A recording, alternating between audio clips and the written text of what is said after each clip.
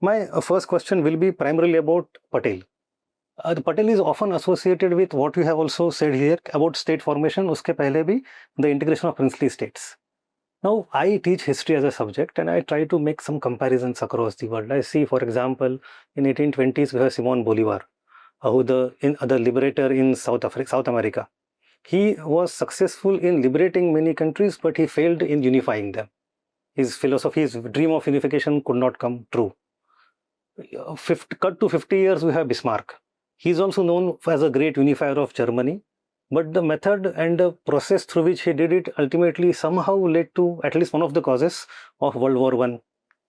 In case of Patel, we see that his methods were quite different in a way that they did not lead to such a long-term problem. So why was it so? One of the things that we got to understand is, that as far as India is concerned, there is the geography of India, there is the geography of the nation state of India, and there is a civilizational or a cultural or a sacred geography of India. You see, if you look at the Mahabharata as a text, as a foundational text of India, which I think it is, then that Mahabharata gives you a description of about 108 kingdoms or republics or principalities which were there, Janapadas. Janapadas at that time, right? So 11 armies on the Kaurava side, 7 or 8 armies on the Pandava side. And the very first or second shlok mein, it is asking that, give me, what are these forces doing? What are these people doing? So our concept of Bharat, the concept of civilizational concept of Bharat stretches from Gandhar, which is now in Afghanistan, to the Malaya kingdom, to Chola kingdom, to right up to the areas in Arunachal where Rukmani was supposed to have been, in Dimapur. So all these are part of the cultural construct which has always been there.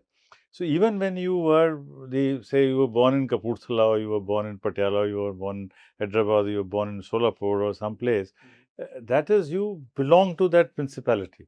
You're a part of that principality, but you do not forget that you are part of that larger Bharatvarsha, right? So there is that cultural civilizational connect. That civilizational cultural connect of belonging to something in which the Dharma Shastras and the Upanishads and the oral tradition and all these things is continuing was not there in Latin America. I mean, there was no such thing as an ancient Latin America. So what do you do? Unite.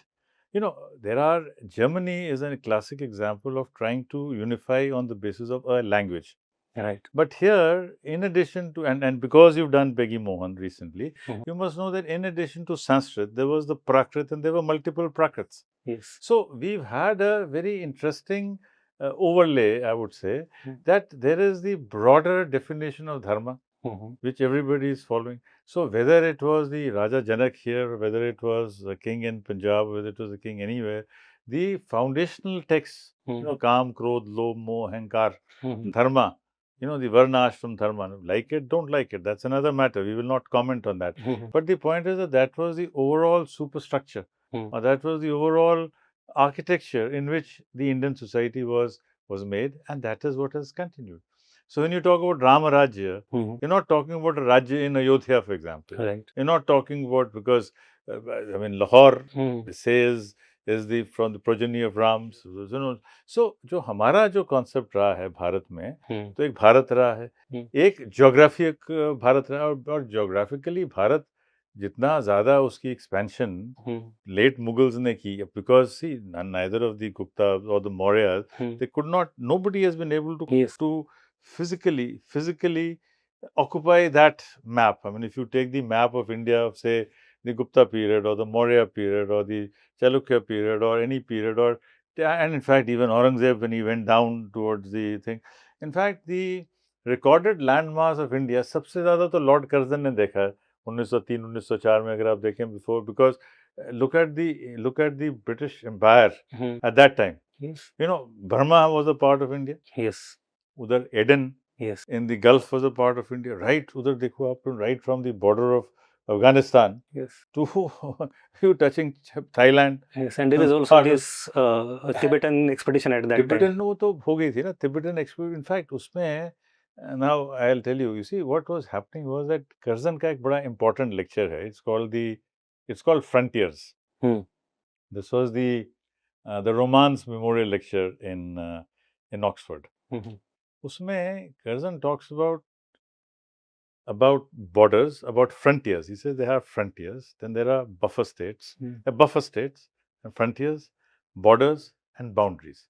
There are natural borders, there are political borders, and there are borders which you are creating as a buffer. So the idea of the इनका जो idea था Curzon का वो था कि neither Russia Hmm.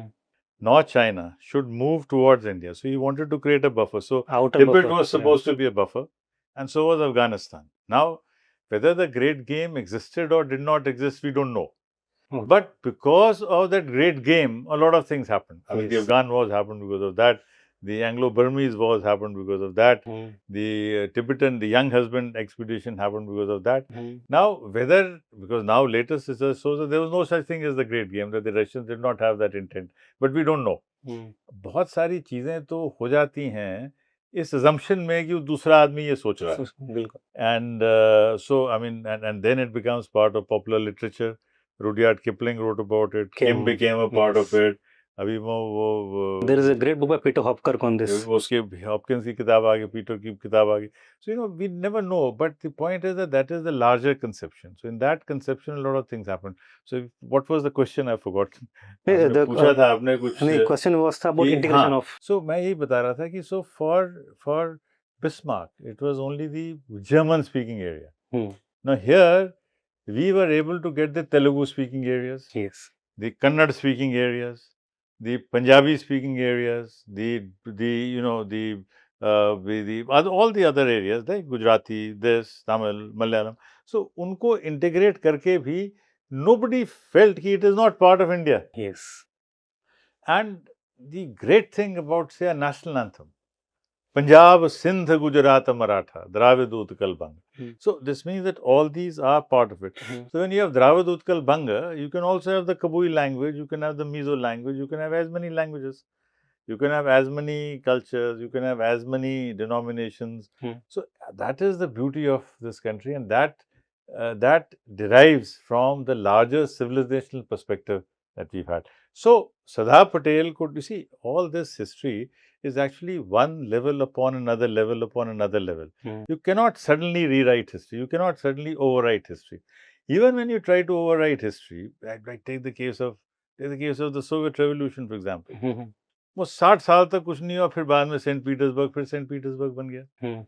True. You see, so you cannot erase history. You cannot wish away history. Now, whatever you might say, Mao's China has not been able to get rid of Confucius. And the present regime has not been able to get rid of Mao. There's a world of difference between Deng Xiaoping and Mao. Yes. And yet, you cannot get out of what Mao had laid down. PLA फिर भी वैसे ही चल रहा है, वैसे ही operate कर रहा है. So बहुत सारी चीज़ें चेंज होती हैं, बहुत सारी चीज़ें वैसी ही रहती हैं, और इस तरीके का एक क्लियर कट डिवाइड करना हिस्ट्री में पॉसिबल नहीं है. You cannot say कि ये ऐसे है और फिर ऐसे. Take the case of Indian Army, for example. I mean, Indian Army carries on a tradition of the British Army. Oh, true. कुछ चीज़ें वहाँ से हैं, कुछ चीज़ें नहीं हो गई, कुछ चीज़ें बदल गई, और सडन ओवरनाइट ट्रांसफॉर्मेशन तो हो नहीं सकती, होनी भी नहीं चाहिए. I would say कि होनी भी नहीं चाहिए. एक छोटा किस्सा है इसमें. मद्रास रेजिमेंट का जो सिंबल है, उसमें एक हाथी है. एंड वो हाथी वो है जो उन्होंने मराठों को हरा के वहाँ से वो तो पूरा बैटल ऑफ असाई वाला. वो तो हर साल उस पे कंट्रोवर्सी होता है. These are things which are there, and so some things have to be treated as having been a part of history, and they should be allowed to be. ठीक है, था तो कोई बात नहीं. So it was relatively a different kind of challenge for Patel compared to Bismarck and other people. Yes. And I think it was, difficult. See, Bismarck was able to achieve, certainly. I mean, in Latin America में नहीं हो पाया, but Bismarck ने achieve कर लिया. लेकिन उसमें भी जो एक problem थी, वो थी कि all the constituent units are not equal. यहाँ भी तो ये problem थी ना. वहाँ भी एक advantage था that everybody was German speaking. Yes. Here the big problem is that the number of Bangla speaking people will compete with Marathi speaking people, will compete within Bihar with the Maithili speaking people. So that our problems are there. But again, we had a template to work on. And so that template came for some help. Yeah. But फिर भी let me try to pick some kind of criticism about the process that Patel carried on. जैसे कि when we think of just as a discussion, Northeast India, there is very famous statement by Patel that is there not a brigadier in Shillong when it came to Manipur. So I have read about it that people in Northeast for a long time had that thought in mind that See, look, what happens is that in history, some statements get more prominent than other statements. This statement also has to be seen in a larger context. पहले तो हम ये realize करें कि मणिपुर में which parties were strong. Manipur में जब चुनाव हुआ, even under the Manipur state constitution जब 1947 में उन्होंने किया, the biggest parties were the Manipur Congress Party and the Manipur Socialist Party. The Manipur Shanti Party or Manipur Praja Party, which was led by the Maharaja, that got only 12 seats. तो majority opinion Manipur में भी कांग्रेस के साथ और socialist के साथ. देखिए एक चीज हमें रियलाइज करनी चाहिए. And I'm talking about that Congress. I'm not, please do not mix it with this. The Congress was a mass movement. Gandhi's influence was a very profound influence. So all of Manipur, I mean, all of Manipur wanted integration with India. How many people in Manipur did not want integration with India? You see, तो ये तो because अब बाद में situation जिसको जैसे भी interpret किया गया हो, the fact is that the majority of people in Manipur wanted to be part of India. Majority people in Sikkim wanted to be part of India because, please realize that these were all very feudal places.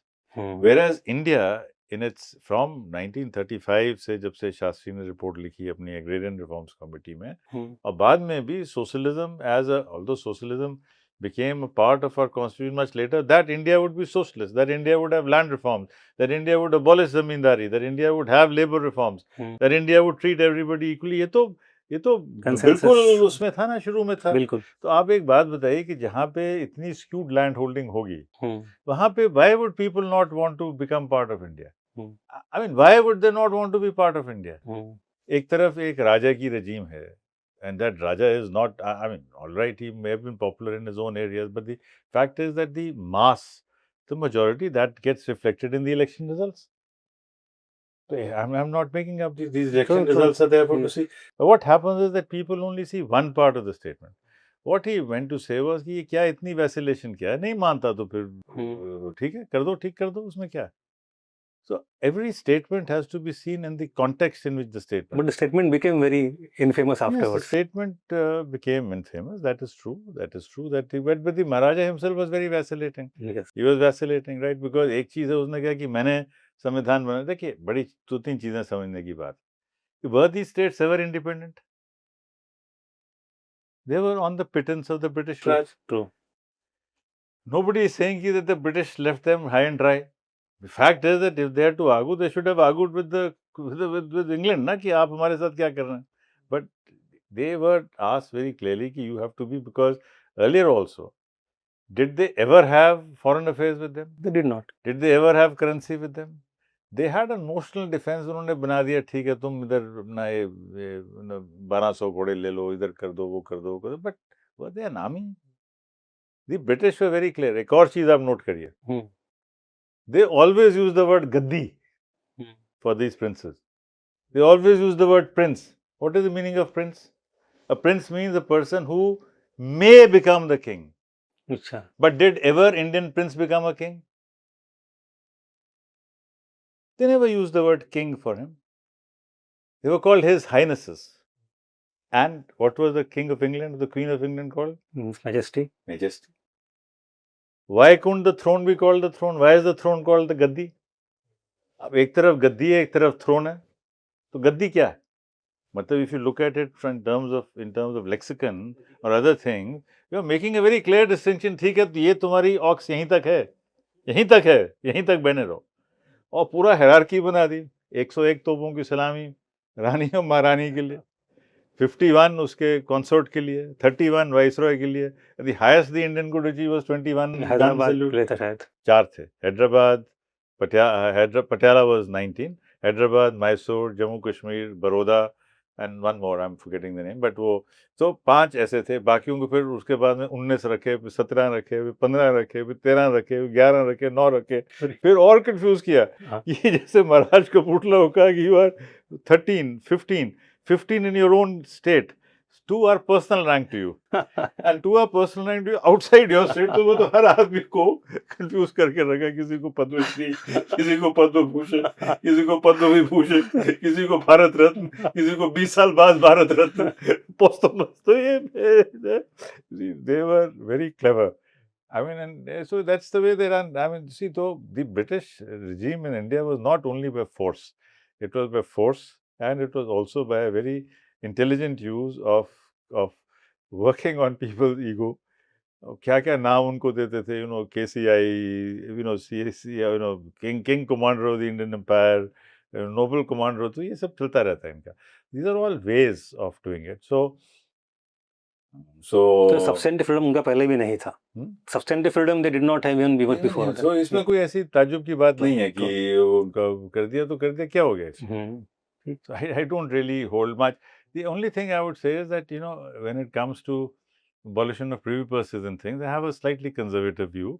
I feel that it was a guarantee which had been given by a promise that had been given by Sardar Patel. Now, not Sardar Patel, it was part of the so it should not have.